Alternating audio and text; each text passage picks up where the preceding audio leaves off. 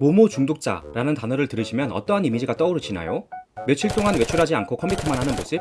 매일같이 술을 마시고 취해 있는 모습?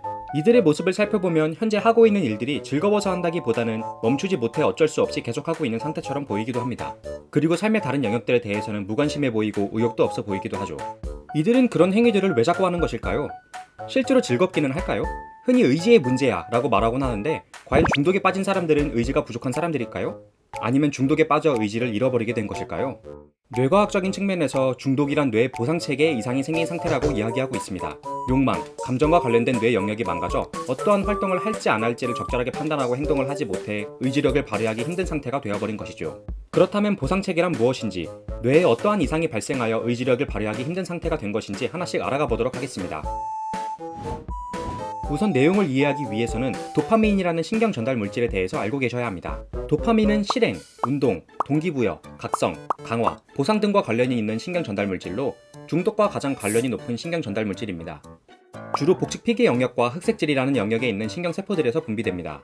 복직피계 영역에 있는 신경세포들은 해마, 편도체, 측좌액, 전두엽으로 뻗어나가게 되는데 해마, 편도체, 측좌액으로 뻗어나가는 경로를 중간 둘레 경로, 전두엽으로 뻗어나가는 경로를 중간 구질 경로라고 부르며 이 연결망이 뇌 보상체계를 이루고 있습니다.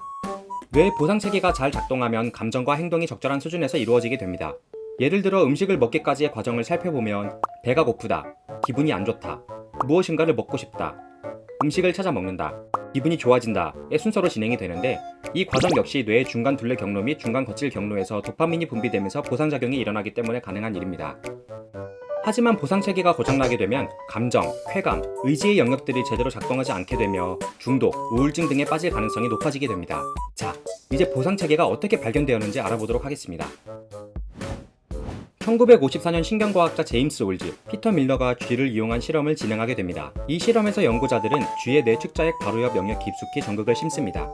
그리고 레버를 하나 설치하여 쥐가 레버를 누르면 전극을 통해 측좌액 근처에 약한 전기가 가해지도록 설계를 하였습니다. 쥐가 레버를 눌렀을 때 측좌액에 전기 자극이 주어지면서 쥐는 쾌감을 느끼게 되는데 쥐는 그 자극을 받기 위해 레버만 반복해서 누르기 시작합니다. 그러면서 먹고 마시고 번식하는 모든 활동들을 중단하게 됩니다. 한 쥐는 12시간 동안 무려 7,500번이 넘게 레버를 누르기도 하였죠.